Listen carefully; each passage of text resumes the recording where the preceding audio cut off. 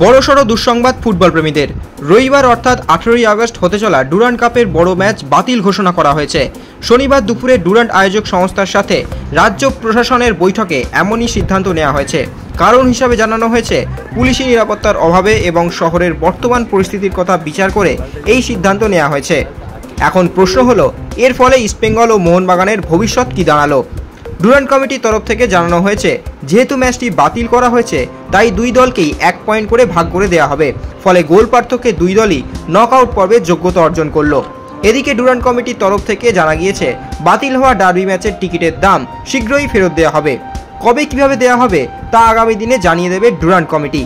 সবশেষে যে বড় জল্পনা উঠে আসছে তাতে ডুরান্ড কাপের নকআউট পর্বের ম্যাচগুলি কলকাতা থেকে সরতে পারে।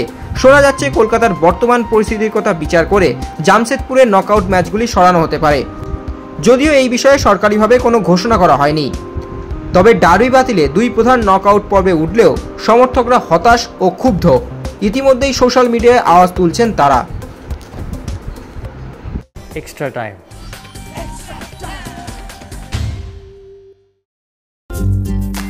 লেটেস্ট নিউজ আর এক্সক্লুসিভ ভিডিওর সঙ্গে আপডেট থাকতে এখনই সাবস্ক্রাইব করুন আমাদের ইউটিউব চ্যানেল। বেল আইকনে ক্লিক করতে ভুলবেন না যেন।